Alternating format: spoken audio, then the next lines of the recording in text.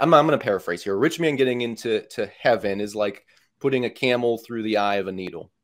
That can be torn apart and interpreted a bunch of different ways. And then he goes on to say, but nothing is impossible with God. What's impossible with man is possible with God. Amen.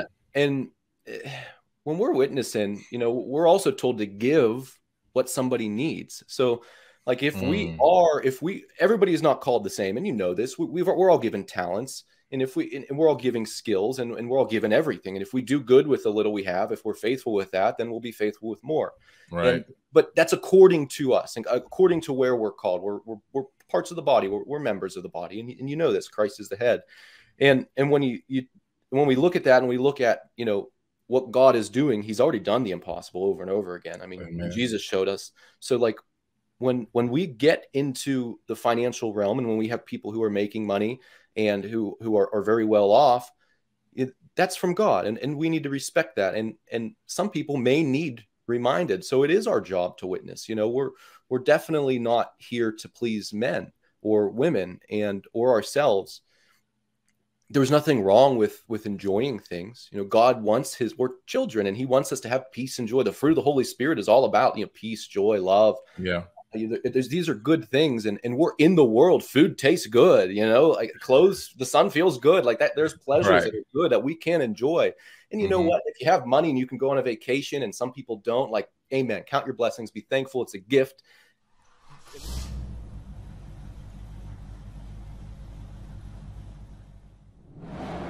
Hey, how's you guys doing? You're now in with the Lion and the Lambo podcast. And we stream on all streaming platforms. And of course, if you want to get the visual experience, you can catch us over at YouTube. Today, I have a special brother on, Mr. Ken Sutton. Mr. Ken Sutton, how are you doing this morning, sir? Wonderful, wonderful. Thank you for having me. How are you? I'm doing good, man. Like they say, blessed and highly favored, right? You know what I mean? Yeah, amen. Amen. Better than I deserve. And highly favored. Better than I deserve. I can't complain, right? What's some other ones we miss? Exactly. Living the dream. Living the dream. You know what I'm saying?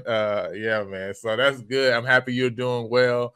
I'm doing well as well. I'm excited to get into have a conversation with you. I know we was able to jump on the phone previously, man, and I definitely felt the spirit and felt your love for God, right, and you seeing the purpose in what you're doing, right, and how that impacts people, for God's glory. And so I'm so excited that others now can get a chance, to hear that as well through the platform that we got going here. But the first thing I want to ask you, and I'll ask this to every single person that comes on, right? One of the first questions, what would you say is your biggest win as an entrepreneur to date?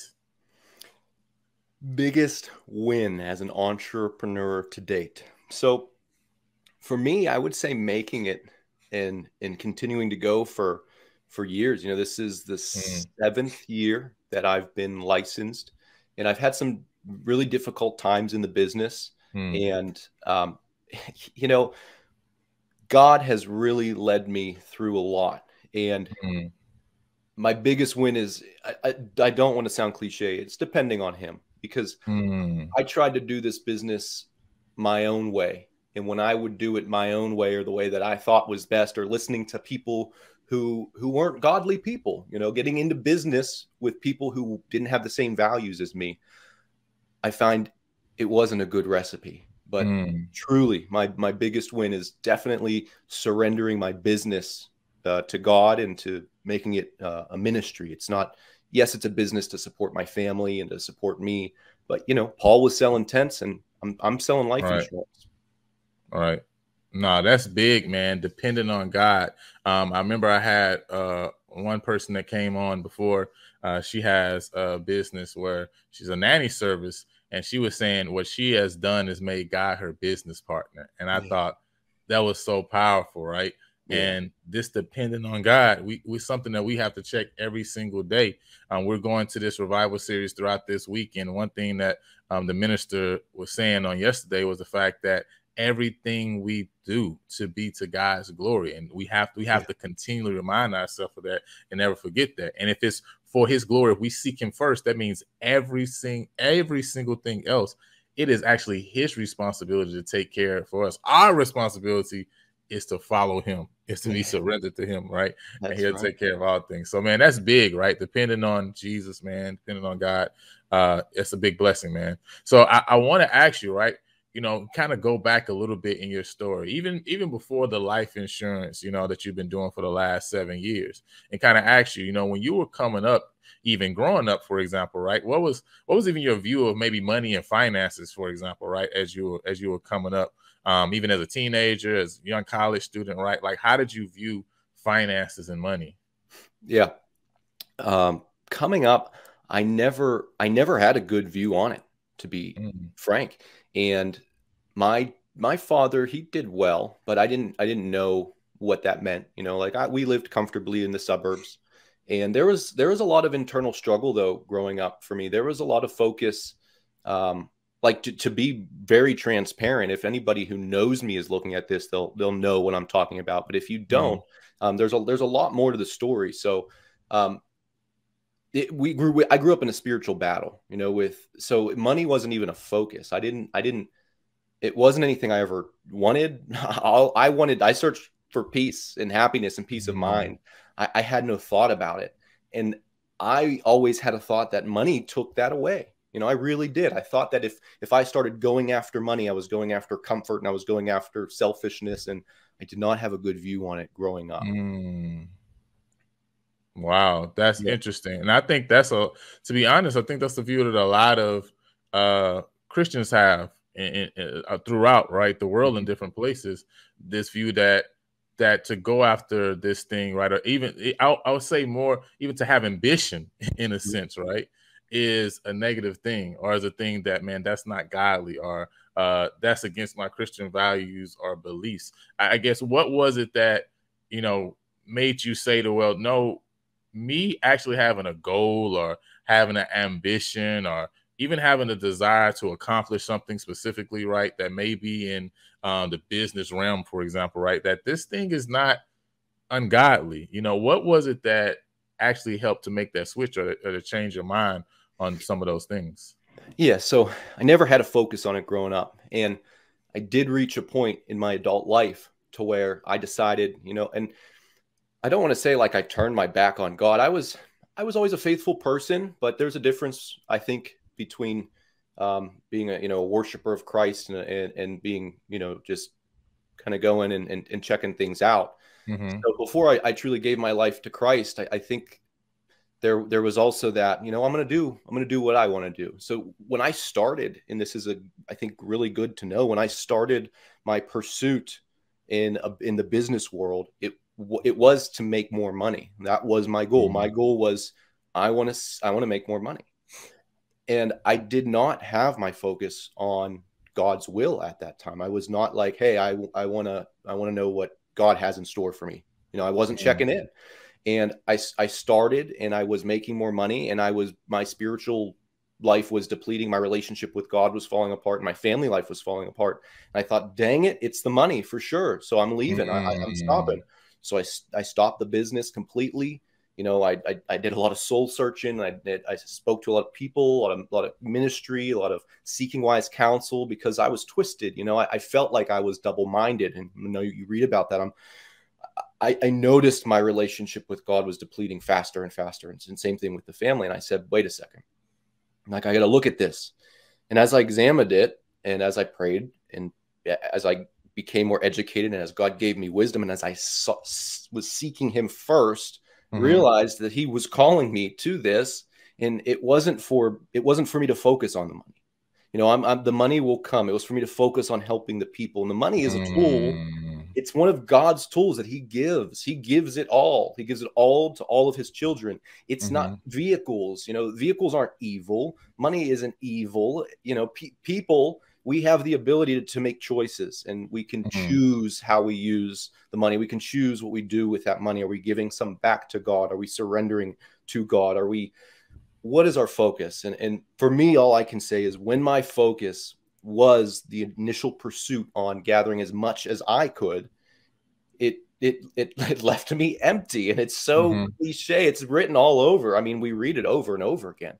But when I gave it to God and said, you you do what you want. You know, here I am, Lord, use me. You do what you want. If you want me to go back here, I'll go. I'll do that. If you want me to go somewhere else, I will. But and he's using it as a tool for me and for everybody else. It's a tool, and there's nothing wrong. It can be used for a lot of good. You can. I think we were on our first conversation. I'll end this rant here. Oh, it's good. You can build a lot of wells. You know, you can build a well overseas in Zambia for like $2,500, and that's water to a tribe. Not only is that water to a tribe, but that's water that brings something to drink, but to water their crops. And now you're growing crops and you have animals. So it's $2,500. You could save lives, start lives, help. I mean, it's and people don't. I didn't realize it's not a lot. You can do feeding of the thousands. Jesus shows you can do a lot with a little, with faith.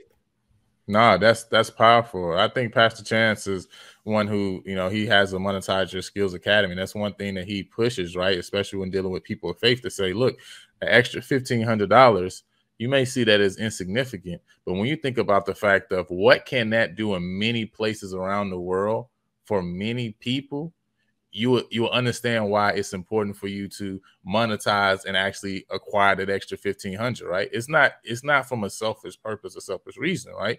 And I think that's like what you're saying, that internal struggle that a lot of times we have, you know, in the faith is based on an erroneous view of money, right? We make money the root of all evil instead of the love of it, right? The motive, right?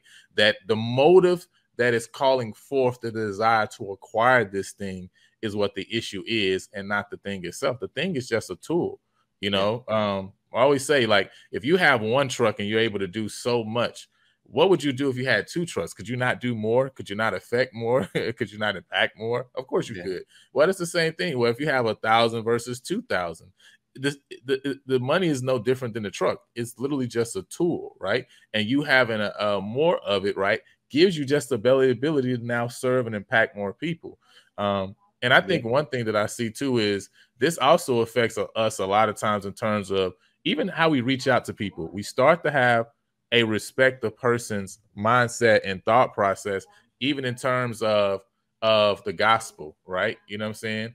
Because we can look at people who are in poverty, right? And then start saying like, oh, well, these are good candidates for the gospel, right? And you know what I mean? They especially need the gospel, for example, right? You know, have that type of view and mindset. And then even look at people who are more well off or wealthy, right? And say, well, you know what? They don't need the gospel, right? Or, you know, they're not going to hear, right? Because, you know, because of their status, right? And that really comes from the erroneous view of finances that we have, right? That it even affects our witness and, you know, and our desire to save all people all over the world, right? In all status and all classes, etc. You know what I mean? Yeah. And I don't think it should affect our witnessing. And, you know, and it does. And there's a lot of things that affect that. I think, I don't think Jesus says it best, you know, he says it's like a rich man. I'm going to paraphrase here. A rich man getting into heaven is like putting a camel through the eye of a needle. That can be torn apart and interpreted a bunch of different ways. And then he goes on to say, you know, but nothing is impossible with God. You know, what's impossible with man is possible with God. And when we're witnessing, you know, we're also told to give what somebody needs. So like if everybody is not called the same, and you know this, we're all given talents, and and we're all giving skills, and we're all given everything. And if we do good with the little we have, if we're faithful with that, then we'll be faithful with more. Right. But that's according to us, and according to where we're called. We're parts of the body. We're members of the body, and you know this. Christ is the head. And when when we look at that, and we look at, you know, what God is doing, He's already done the impossible over and over again. I mean, Jesus showed us. So like when we get into the financial realm, and when we have people who are making money and who are very well off, that's from God, and we need to respect that. And some people may need reminded. So it is our job to witness. You know, we're definitely not here to please men or women or ourselves. there's nothing wrong with enjoying things. You know, God wants we're children, and he wants us to have peace and joy. The fruit of the Holy Spirit is all about, you know, peace, joy, love. Yeah. These are good things, and we're in the world. Food tastes good, you know, like clothes, the sun feels good, like that. There's pleasures that are good that we can enjoy. And you know what? If you have money and you can go on a vacation, and some people don't, like, amen. Count your blessings, be thankful. It's a gift. And there's a difference between living and being gluttonous, and you can be gluttonous with little too. Right. You don't have to have a lot to be gluttonous. So this thought that, you know, the wealthy man cannot be a follower of Christ or a godly man. Same thing with a woman. I think it's ridiculous, because we need lights, we're lights in this world. And God puts lights all throughout. Yes. God's going to put lights in homeless shelters. He's going to put lights in the military. He's going to put lights on the podcast. He's going to put lights in $1 million mansions and $1 billion mansions. There's lights everywhere, and wherever those lights are, they're going to shine. You know, so I think that's the other part, is being bold. And us Christians in the world, whether we're making millions or scraping by, like, witness, because we already have eternal life. What are we doing with it now? You know, are we telling people, hey, Jesus, you're forgiven. He died for you. You're good. You got eternal life. Like, just go help people, you know, just relax. Like, you're good. Don't worry about it. Are we doing that? You know, because that's really important. And if we're not, and we're making a lot of money, and if we're thanking God, that's good. We need to be doing that. But if we're not witnessing and talking to other people, we should examine that, I believe.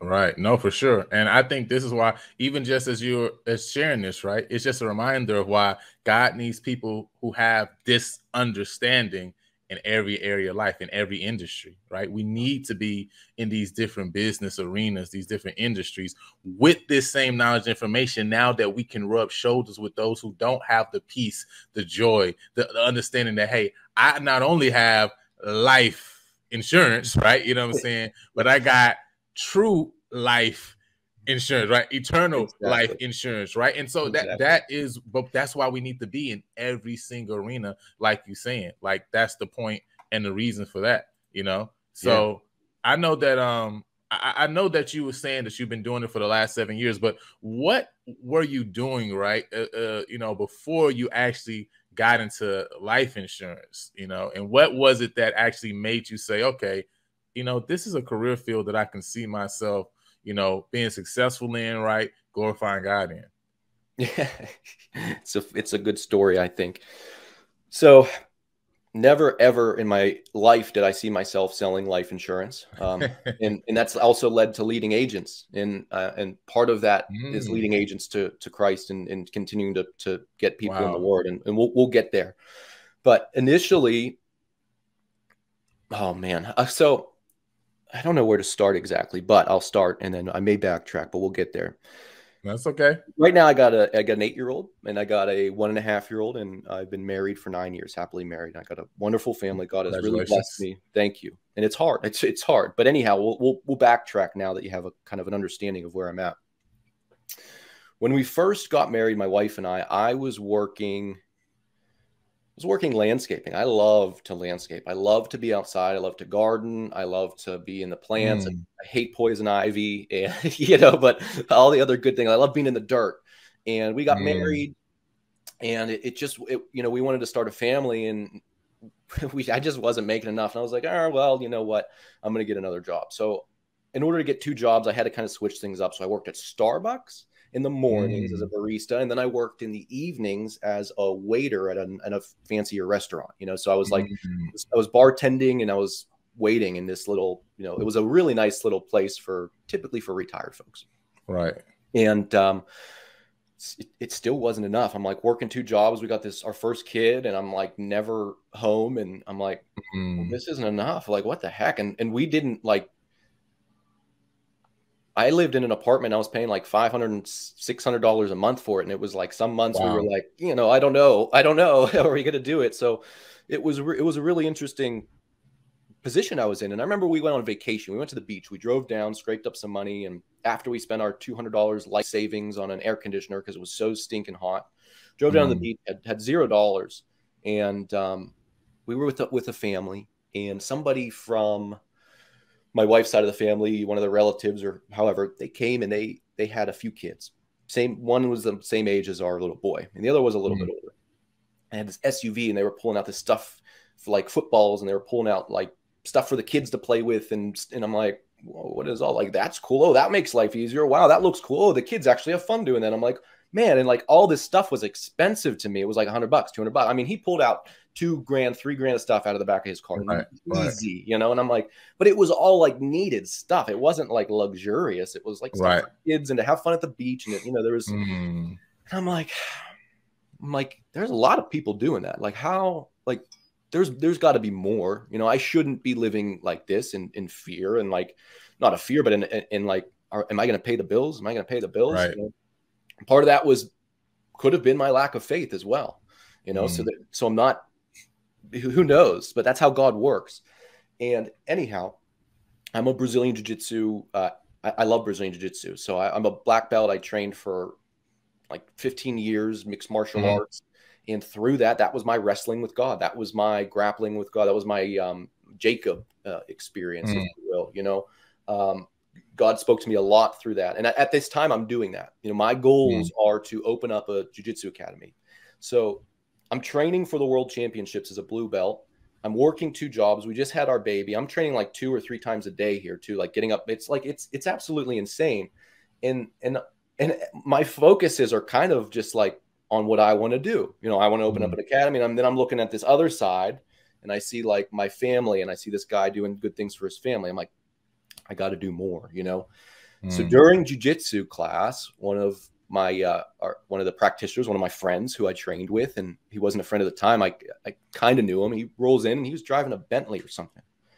And I was like, wow, dude. And he's, you know, 7 years older than me at the time. I was 21, you know, maybe. He was 28, maybe 30. And I'm like, what? He was like, what? So I called him up. I Googled him, like, behind, because I didn't really know him so well. And I called him up. I was like, hey, I trained jiu-jitsu with you. He's like, yeah, I know. He's like, what's up? It's like, hey, can I get a job? And I had no idea what he did. I just saw he was successful and drove a Bentley. And he was like, well, you know, we talked for a little bit, and essentially he sold life insurance. He owned an agency, and I started doing that. I worked for him, and he trained me, and his team trained me. And then I branched out from there. And, you know, I didn't even know what I was doing. He helped pay for my licensing. And like through that, I really liked helping people. And his structure was to build a team, and he's doing a lot of good things in the world, man. I'll tell you, a lot of good things. So thank you. A huge shout out to Simon Arias. He's an awesome man of God as well. Amen. And just to throw this in here, whenever I was transitioning between his agency and leaving to do my own thing and to kind of explore a little bit where God was leading me, he was one of the only people in my life. He was actually the only mentor in my life who wasn't involved in like a church or something like that, who laid hands on me and he prayed for me. You know, he was just, he really wanted the best for me. And that was my father all my life, always praying, always holding on to God. So, you know, I hit this life insurance career. I'm doing pretty good. I'm not a top salesman, but I'm actually pretty good at it. And I'm making more than I've ever made. And it's still not a lot though. You know, we're talking like I made $3,000 this month, $4,000 this month. Like, wow, that's really cool.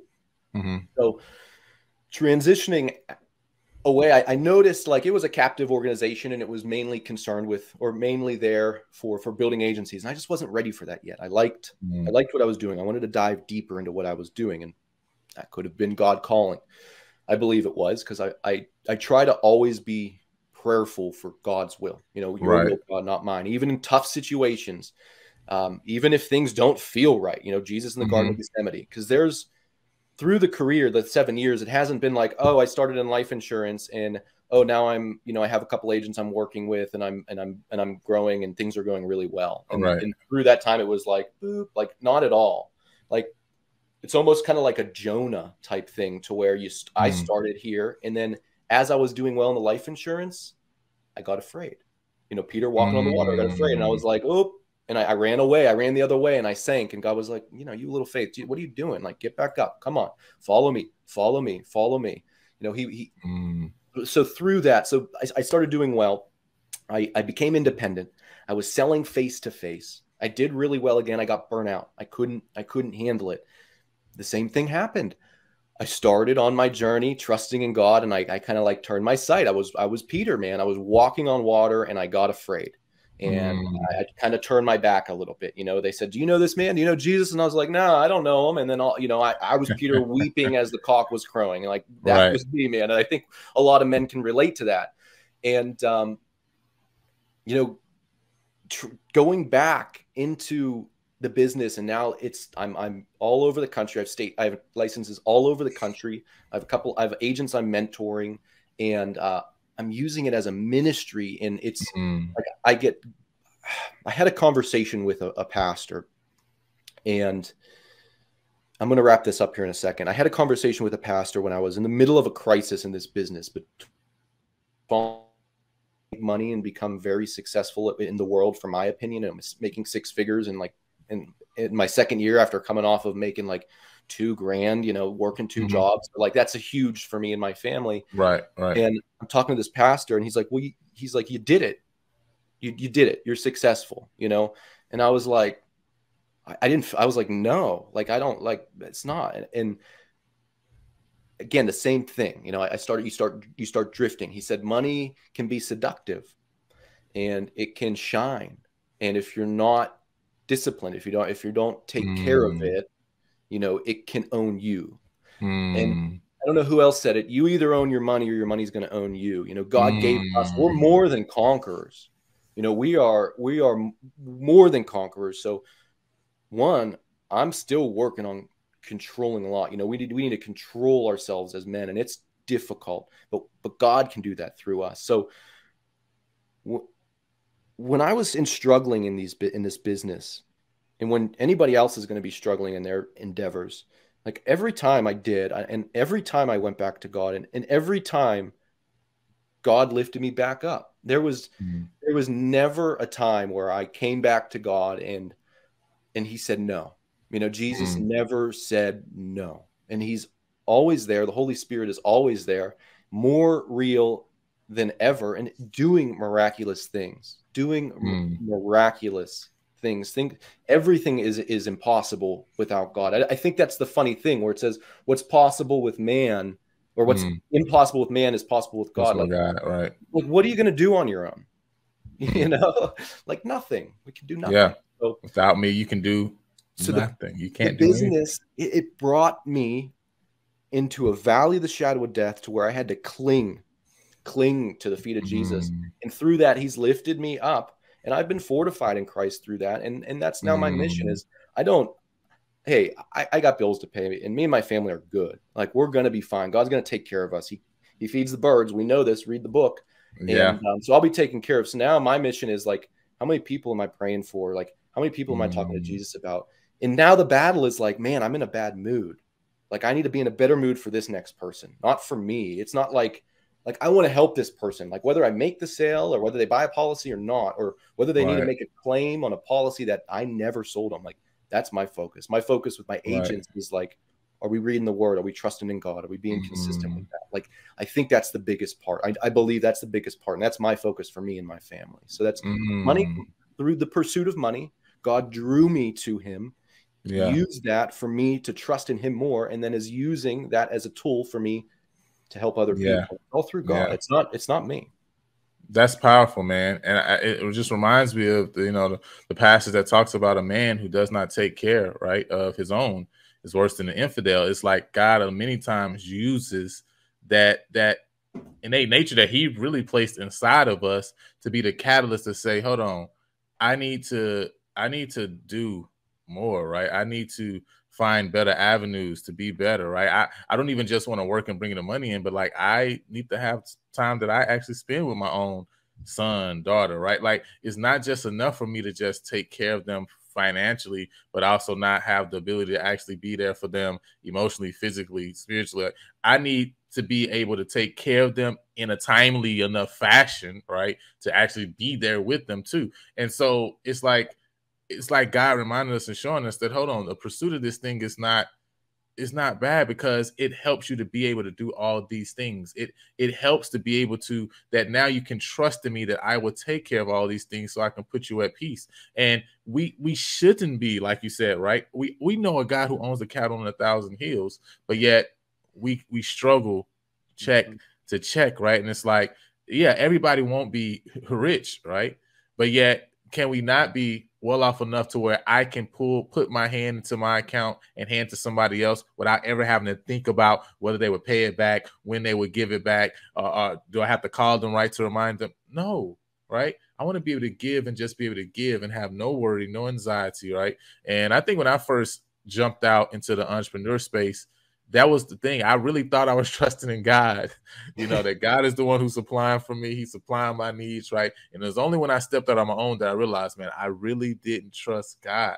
Like, I went through that process where, like, it's so hard to explain it because I literally every single day I woke up with anxiety of like, how am I going to make some money to take care of myself today? Because it's like, everything, it was all on me, but it shouldn't have been on me. It should have been on God in the first place. Yes. And I love the passage that you remind us. I believe it's like Psalms 104, I believe, right? But it's talked about that God feeds the sparrows, right? He is the one, the young that provides the young lions their prey, right? Though they roar after it, right? And though the birds gather them, say, okay, if he's the one that's providing it, but yet the lions still have to roar after the prey, the birds still have to gather their food in, but God is supplying it. So I still have to put forth the effort, the work. I still have to be better in my craft. I still have to learn how to be more efficient, etc. But I can trust that as I'm going about it, that God is going to take care of me at every step along the way. And that is what freed me from that thought process of having so much anxiety, during that time of my life and in my experience, man. And so I want to ask you too, because you talked about even, recognizing that you have time, that now I see the benefit for other people, the impact I can have on others, the training of others to help them in this path and this walk. Like, how is it, right, building this business or working with other agents that are under you, but also working with the mindset that, hey, I want to help lead them, if they already connected with Christ, to a deeper, more personal relationship with Christ, or if maybe they don't know Jesus yet, right? I'm here. That's one of the main reasons they're connecting with me in my business, not just simply because their work also brings in extra income. How did you come to that mindset and that thought process? And also, how is it actually running a company, right, with that as at the forefront of your mind? Yeah, I'm glad you brought that up. When I'm looking with agents, my initial goal, as you know, well, maybe you don't, but I think what I said earlier was I just liked the selling. I liked being there and helping people. I mean, I say selling and people think it's like twisting. It's not. It's helping people through a process. So we don't have to talk much on that, but I really liked that. I liked sitting down with people and helping them with their life insurance. So when I went out as an independent agent, like, that was my focus. My focus was to do that. As I started kind of focusing on, like, how do I increase my income, there a lot of ideas were to recruit agents. So initially, I just wanted to recruit agents. And again, I want everybody to know out there, I'm not like this perfect saint. I'm not like, I'm a human being that God made in his image, and I was saved. Like, thank God, thank Christ. Like, I was chasing money. I wasn't doing like unethical or like illegal things. I was never doing that, but I wasn't focused on that at first when I started training agents. And it was just frustrating for me, to be honest, because I had a couple agents and they were kind of doing their own thing. And this was years ago. This was in the field. I was, face to face, and it was extremely stressful and frustrating, and I didn't want to do it. And recently, when I started becoming really successful over the phone as an independent producer, I had people coming to me, and I've actually turned away more agents that have came to me than not. Because one of the things that I don't want to do is, one, I don't want to be overwhelmed for myself or for somebody else, because it's not fair. It's not fair for me to take on more than I can chew, for the other person, really. And for me, it's not going to make anybody more money. It's not going to help anybody. It's really going to end up worse. So that's the first thing, is I don't want to take on more than I can handle, because it's not fair. And God knows. So That's good. Above all, I really got to trust God on it. Everything is prayerful. It's not like, oh, I think this is going to be a good fit for me. It's let me pray here. I'll pray on the phones with some agents, and At the end of the day, my focus is to teach people how to sell life insurance for the business perspectives, you know, if they want to, they want help. But like that relationship, I believe, is ordained. I believe it's a relationship that God brought together. So I still have a responsibility to teach them about the business. What they do with that is up to them. I'm not, Right. I don't hold myself responsible, and it's not for everybody. And the same thing with their relationship with Christ. It's like it's not my responsibility. It is my responsibility to minister and to tell you. But what God does with that is not up to me. I plant the seeds and I sow the seeds, and I trust the God of the universe will do what is right, because I cannot lean on my own understanding, lean not on your own understanding. You know, trust the Lord with all your heart, mind, and soul. Because it's just like I really don't. I don't know all the answers to everything. I know I'm trying my best to lead people to God and to Christ, because that is the only saving grace. That is the only peacefulness. That's the only, that's when I'm forefronting God, I'm not concerned with the production necessarily of my agent or myself. I mean, there's like, it needs to happen, and it will. God will do it. But if I'm saying, God, what do you want me to do? And if he's like, go do this, and I just do it, I'll walk around a wall for 7 days. I may get upset. I may be like, man, oh God, what am I doing? I'm doing it, but like, what the heck? Walls will fall, you know, or they won't. But it's not up to me. So I have to just like, okay, I just really trust. I really got to trust in God. So I try to teach that to my agents too, is that it's not up to you. And no matter if you outgrow me, no matter where you go, you know, just look at the word. Look at it's on my website. You know, I send it on my cards, just like a little Bible verse. I just the word of God. I just try to plant the seeds. Yeah, God will do the rest. You know, so that's. Hope that answered your question.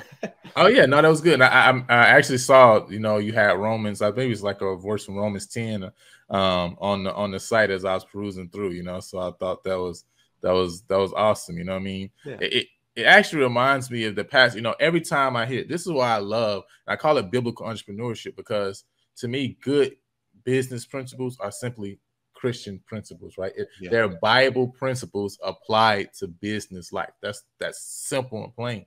And as you were saying that, it's like, it reminds me of, you know, when Paul was saying to the Corinthians, you know, hey, one may plant, one may water, but it's God that gives the increase. Like, God is the one that gives the increase. And as we've both been sharing in this last couple of minutes, you know, when it comes to business, it's God is the one who's going to determine whether this individual needs this, you know, policy, for example, right? He will give the increase in terms of the financial benefit to the business. My job is simply to plant and water where he has assigned me, right, to benefit and impact the community that he has placed me in.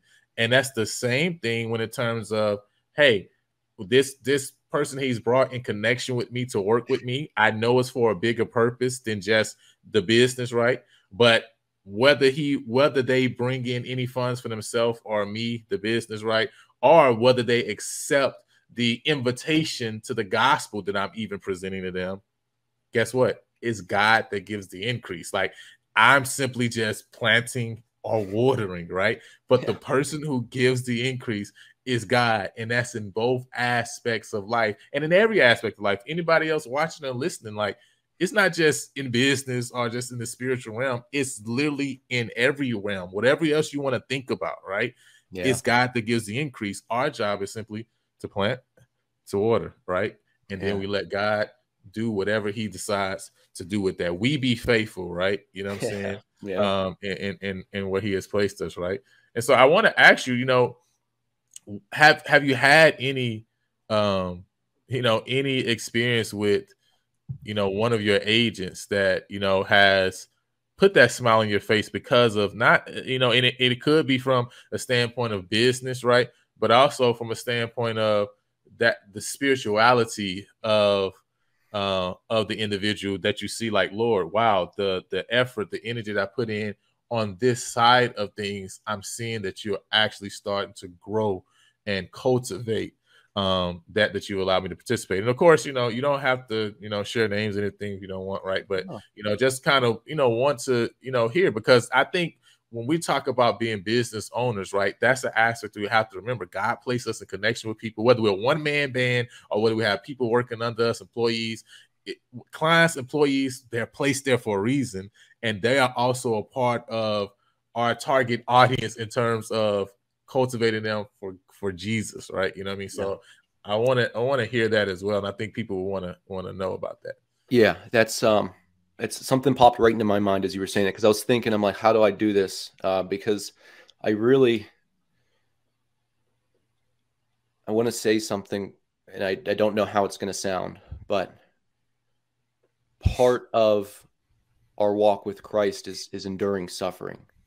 And I don't want to smile at this, but I think when I see other people kind of walk through the valley of the shadow of death, and they have a positive outlook, and they're not giving up, and even if there's a glimpse of like a seeking God, if there's a glimpse of like, even if their eyes perk up when somebody's talking about Jesus, I'm like, cool.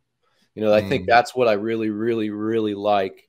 And what I try to like, I love the successes, man. It's so like, it's really cool to see somebody, just do well and be happy and joyful. Like, yeah, obviously I love that. That's like the best. I want to be happy and joyful all the time. But like, I just started recently with one of my agents. We're starting the week off, and I'm going to be doing this. I posted in the public channel. I don't have a ton of agents right now, and I don't plan on having a ton right now, because that's part of what I'm doing is not, I haven't been called to the masses. And if I am, I will be, that's fine.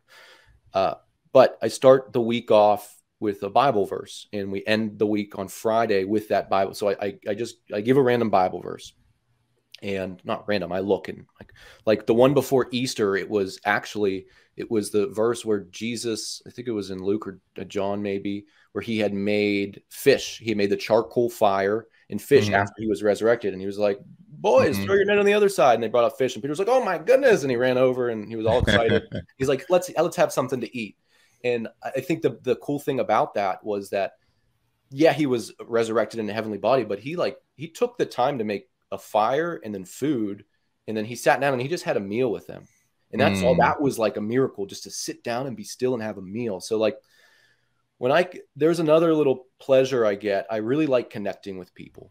And whenever we can sit down and in between the work and all of that, and we can just kind of connect on a human level, I think it's really cool. Whether even like, I love talking about Jesus in the Bible, and everybody knows that. So it's not like a surprise. And I'm like, here's a Bible verse. Like, how you doing? Here's a Bible. They're like, okay, whatever. Okay, Ken. I get people telling me, stop.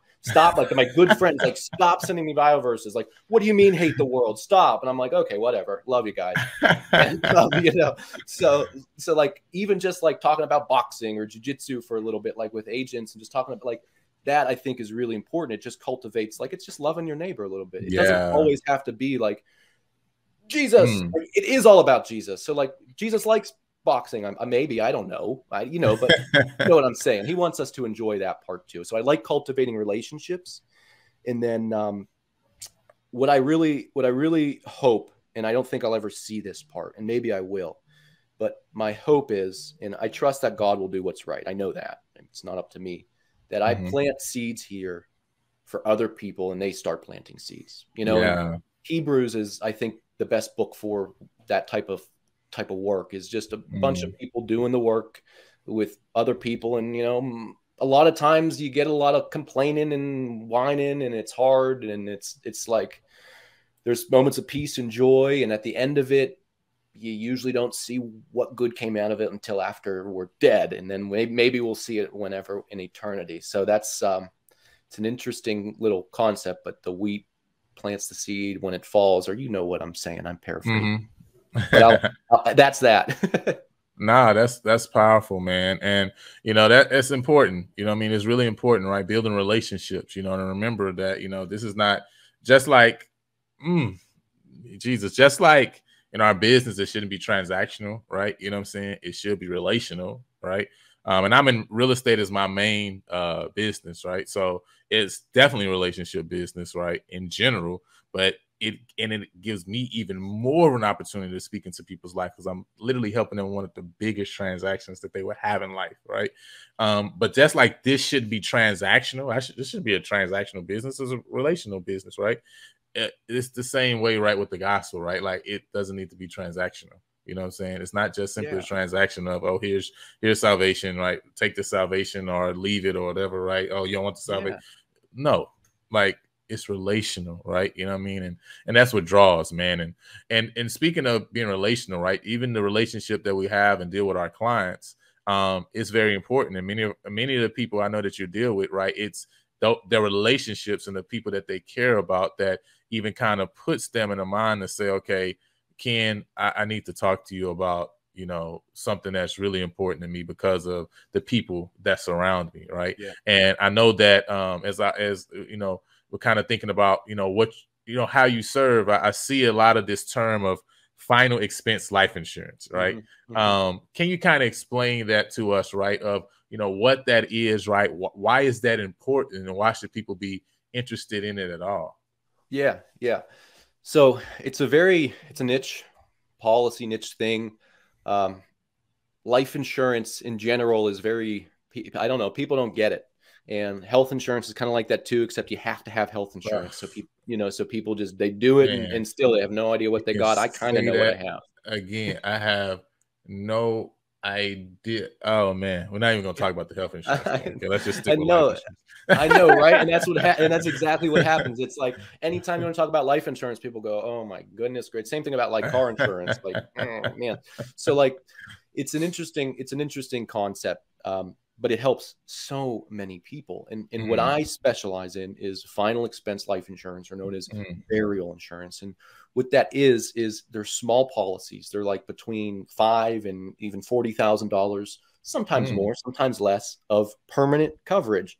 And they're whole life policies. And a lot of people hate whole life, but these policies are designed to help people who are on a fixed or a low income make sure there's money when they die, that they can be buried or cremated, or to take care of any bills, or just to leave a gift behind, just to help out somebody that they love.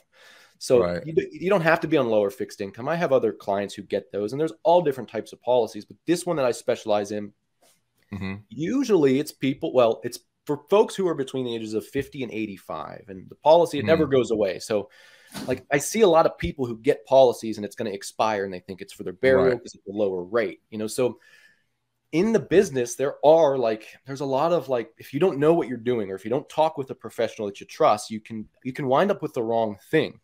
And what I help people do is I help them make sure, on like the business level and transactional level, I help make sure that there's money, because when they die, either their daughter or their son or somebody that's close to them, they don't have a couple $1,000s to spare. Right. They don't have a couple $100s to spare. So when these people die, they get like $255 from Social Security. Maybe that's what the government gives them.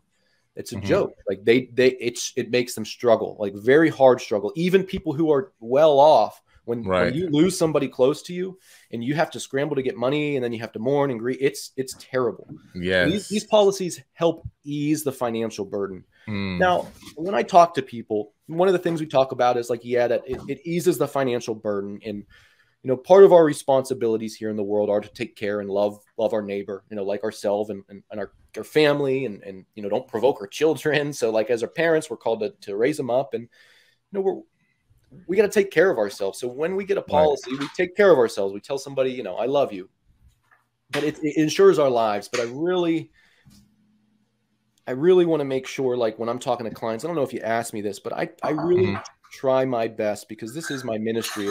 It's more about life insurance. Like, I'm talking to people, I mean, it's about life insurance, but I'm talking to people who are like, either like, a lot of the times they're sick, whether it's like emphysema, COPD, diabetes, and some sort of like circulatory surgery, heart attack, stroke, cancer just recently.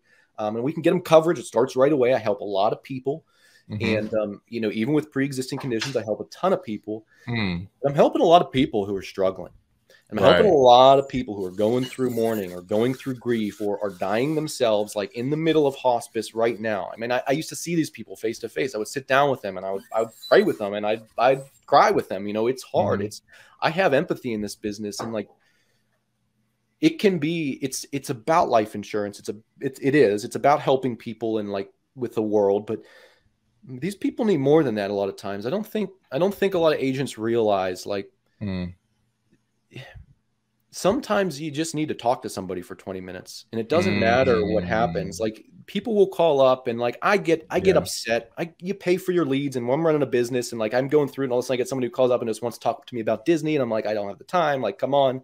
And I think about that and I'm like, man, I didn't have 5 minutes to talk to that guy. Like, there's a point to where you are doing business, you know, but so like this business, it's more than life insurance. We never know. And here's the other part that I want to say, you know, like, what's a pleasure I get, or what makes me smile, you know, when I'm helping agents or clients, is like when someone says, wow, thanks. And nothing happened. They just feel, you can tell their voice is lighter. They feel better, whether I ensured that their policy was good. But when they have a moment of peace, and if they know who I am, they know it comes from God, then maybe it'll lead it to them. So, man, that's powerful, man. And I mean, it's super important, just not the actual coverage itself, but like you said, sometimes it's the conversation, right, that can ease the burden that's even going on in the life and experience that's causing them to be in that position. And the truth is, such a blessing that they even are calling at that time, because there's so many people who find themselves in a situation where they didn't get the chance to have that call. They didn't get a chance to have that conversation. They didn't get a chance to even have any coverage in place at all whatsoever. And they find themselves now, they're past, right? And now their family has to deal with the situation. And I know in my community, I see this often, right? In the Black community here, that there's many people who don't have coverage, right? And so now the family has to scramble and figure out, okay, how are we going to bury mom? How are we going to bury dad or grandmother, whatever, right? And now you got to pull on resources to where you may not even have those resources. And so the trickle down effect is so huge, because now this other person who is starting to maybe get on their feet, it's like, man, now I have to go into a savings account that I don't even have built up in order to take care of this situation. And so I see why it's so important for families to do that and have that conversation. I guess if you were talking to a son or a daughter, right, of somebody who may be older, because, you know, to me, it makes sense to have a lot of these things in place a little bit earlier, right? Because it's not like you have death in the back of your mind, right? You know what I'm saying? But unfortunately, a lot of people are in a situation where, you know, mom, dad doesn't have that set up. They don't have a will set up. They don't have a lot of these things right in place. Right. What would you say to those individuals, right? That son or that daughter who's saying, hey, I want to I want to talk to my mom or dad about this, about putting this policy in place. How do I go about it, right, in a way that can help them to see the importance of this? Yeah. So it's a tough thing, because that question, you know, I talk with people like that a lot, and it's a two-sided thing. So with insurance, the insured, or the person who's going to become insured, the proposed insured, they need to know. They need to be there. They need to consent. And then the person who's paying for it also needs to know. It can be the same as the insured, or it can be the child. So why I say it's a two-way thing is because, you know, a lot of times it's the parents who just they don't want to pay for it because they can't afford it. And we're talking like sometimes between $20 and even $100 a month, like for like a $10,000 policy, or 15 or 5,000. Like, it's not, you know, these are not extremely expensive, but to some of these people, it's a lot. So really the best thing is like getting together and just having a quick conversation. Like, hey, I know you don't want to talk about this. We don't have to go into it, but when you die, I need to bury you or cremate you. What do you want? You know, and they're going to go, I don't want to talk about it. Or they will. They say, I want to be buried. I already paid for it. And then you check on it. You call and you ask a bunch of questions, because a lot of times what other thing happens that prevents people. Well, there's a couple things that happen that prevent people from getting insurance. And because you said, you know, what do you talk? How do you tell that child who's to have that conversation with the parent. Usually what happens is like the parent says, I got it taken care of. Or the kid says, I got it taken care of. Don't worry about it. And what does that mean? And people just kind of let it go for that. So they will have a good intention. They'll be like, Mom, Dad, we need to talk about this. Like, oh, don't worry about it. It's taken care of. And they'll go, oh, okay. And they're like, oh, I got to take it. But like, what does that mean? It means nothing unless you have like either a receipt from the funeral home that you've paid them $10,000 and they've locked your rate in. That's like a prepaid. Or you have a life insurance policy or a bank account that says XYZ is there. So like the way you do it is you got to sit down and you got to call your mom or your dad, or you text them and you say, hey, I want to get a policy for you. Like, let's talk to an agent, or let's do some research together. Just see how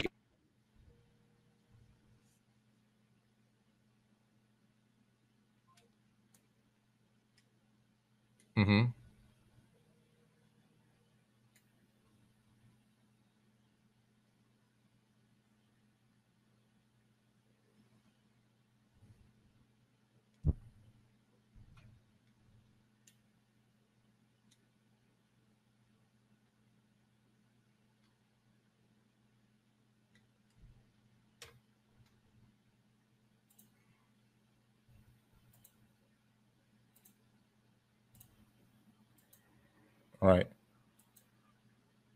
No, that's really good, man. And I think that's something that, a lot of us, who are sons and daughters, right, and who are in those positions, right, need to hear, right, and need to know. It's super, super important for us to have that understanding of how to walk through and how to go about that process, right?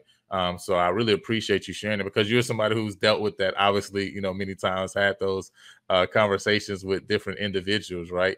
I want to ask too, is it something to where there's only, so I know you talked about, right, that either person could pay, for example, right? Either the child could actually be the one who's actually paying the policy, right? But you have the consent of, the parent, right? Or the parent could be paying the policy, right, on themselves. Is there a situation where there could be parties that is, say you have multiple children, for example, could the children say, okay, we're going to handle the policy together, as far as from a payment standpoint, right? Or is that something that can't be worked out? So, sorry, my microphone got messed up, so I had to switch in the middle, but I heard what you said. So if the audio sounds a little different, my apologies. Okay. With these types of policies, they're automatically deducted out of either a checking or savings account 99% of the time. Sometimes our clients are on a direct express card and you can use that. So if you want to get together with your family, I mean, it's got to be a mutual thing. Like you could open up an account that everybody has access to, and each month everybody has an automatic deposit set for, like, if there's 4 kids, maybe it's $100. You say each month on the 5th, we set $25 from our account to go to this account, and that's the account that the insurance gets paid off of. So you could do that if you wanted to get together. There are ways to do it. If you want to pay for a policy for your mom or your dad, you get your mom and your dad on the line, whether it's a 3-way call with an agent, myself, we all talk, we figure out where they qualify, and we can know if they're approved right there. There's no health questions. They set it up automatically for you. They send you your policy in the mail, and then you're covered on the day the first payment goes through. And you have 30 days. You can cancel the policy. They give you a full refund. And there's other benefits of the policy. I don't want to go into it, but it's very simple. I mean, you can get a life insurance policy set up with someone like me, an agent, over the phone in less than an hour. Wow, that's interesting. So no health questions? Some policies have no health questions.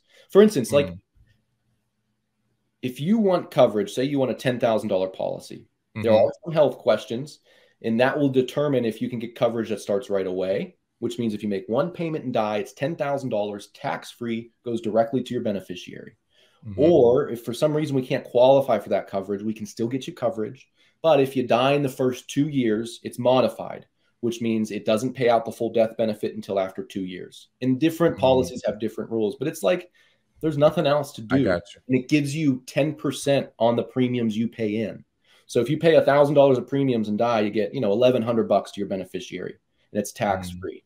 it's not great. That's the first 2 years, but it's better than putting it in a bank account and it gets prorated. And then after 2 years, or I'm sorry, it could get stuck in probate or yeah, probate, yeah.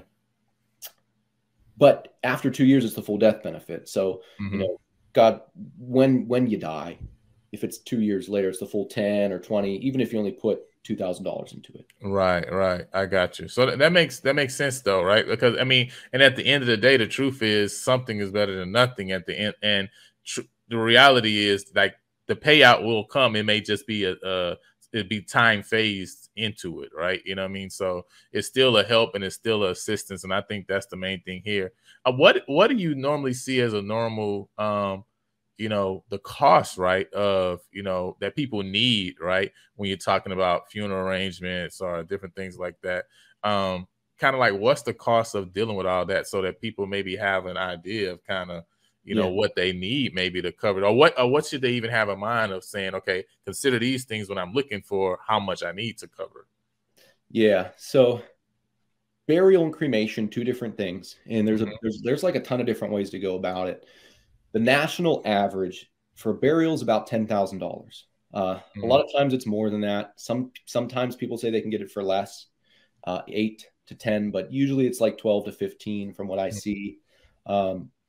I've seen $20,000 or $30,000 funerals too. I mean, that's really not uncommon to have a multiple day service and something like that. But so it can stretch anywhere from $20,000 to $30,000 or $40,000 for a funeral. Or more if you have a mausoleum, or but the basic average funeral that most of the folks are getting, around 12,000. Okay. Cremation, you can get something basic around 2,500. Something with a service, something a little bit nicer, around 5,000 to 7,000 if you're doing a viewing or you're renting a casket or a table. They can even be 8 to 10 a cremation if it's pretty much the same as a burial. You don't get buried, you get cremated instead. You have the funeral, the service, the viewing. You can do an opening and closing and even be put into a vault.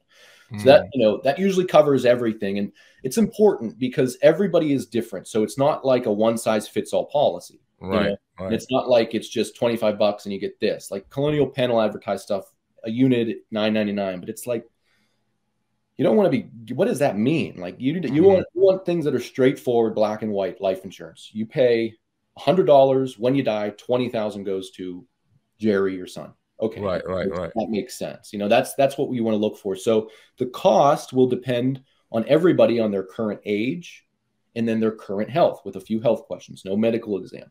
They look at your prescription history and your MIB, which is the Medical Information Bureau. They do it all on the phone call. You don't you have to, it's like a HIPAA, health information. Right. And then that's how they determine underwriting. But we can get you a rate. And, most of my clients for a burial are spending anywhere from $50 to $80 a month. Some spend $200 to $300 a month, but 50 to 80, anywhere there for a burial policy, a little bit more sometimes, a little bit less sometimes. Cremation policy sizes are typically smaller, so you're typically spending less. Policies can be anywhere from $25 a month to $50 a month for a cremation. Again, some can be $100 and some can be $10. So it depends on age and health, but $50 to $80 a month is right around the average premium size of what I see most of the people now in 2022 in the methods that I'm with, the people I'm working with. That's what the average premium is. And it's a great deal compared to, if you spend $100 a month, knowing when you die, there's a check for $10,000. It's usually a good deal.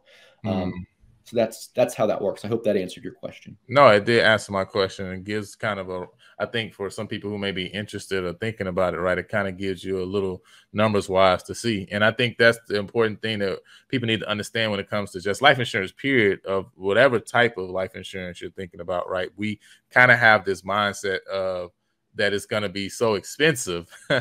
And I think that's also something that may be pushing people away from considering it and thinking about it, right? But again, like I say, right, I just want to remind everybody it's so important because, unfortunately, we live in a sinful world, right?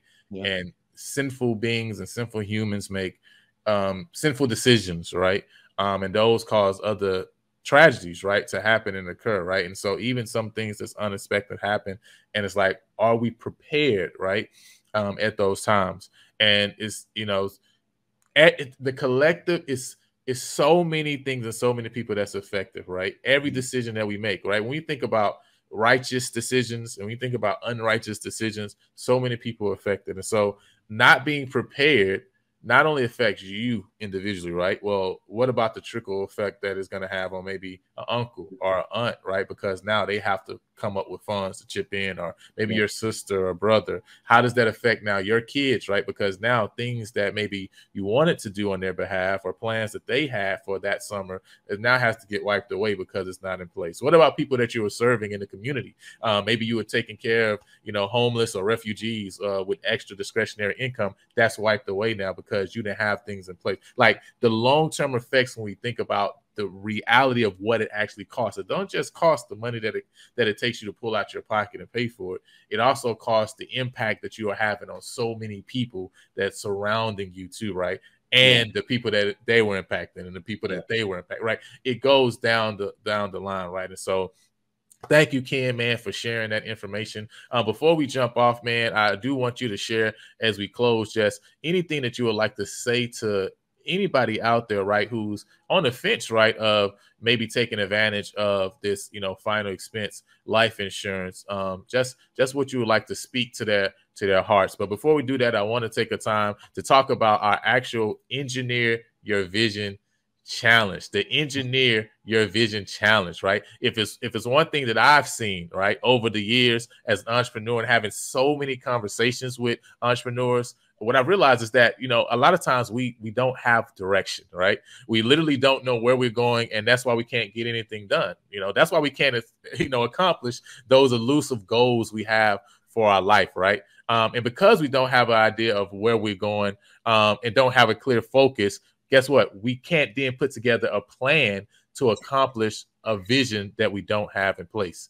And if you're hearing this, you're saying, man, that's me, right? That's the position I'm in, right? I'm spinning my wheels, right? I call it the treadmill business plan, right? Because we're doing a lot of stuff. We're very busy, but we're literally not going anywhere, right? But guess what? The scripture tells us, write the vision, make it plain, that he may run that reads it. And as soon as we have a clear, defined vision, then we can actually engineer a plan, right? Step by step, so you can accomplish that thing that God has placed on your heart. So connect with me, right now. Go to engineeryourvision.com. This challenge is going to help you to take that vision out of your head so that you can have a clear plan to accomplish, right? So go to engineeryourvision.com, sign up for the challenge today. So Ken, I just want you to just close us off, right, with just a word to those, right, who are on the fence saying, man, I'm thinking about it. I think it may be something that's beneficial, but I don't know, just maybe a word of encouragement to those out there. Yeah, listen, all life insurance is different. Every policy is different. Talk to somebody, talk to an agent. If you can get a free quote, you hear it all the time, but just talk to somebody about it and pray about it. I mean, but make a decision, if you want to do it, you got to make the decision. Don't be indecisive. If you say, you know what, I need to get a policy and it's a $10,000 policy, you're going to have to sacrifice the money to pay for it. As long as they can qualify. And that's the thing. Don't wait until you can't qualify because you put it off, because it's like a parachute. If you try to pack a parachute when you're falling out the plane, unfortunately, you're just too late. So you got to get that thing packed before you get up in the air. And it's never better than whenever you're younger and healthier.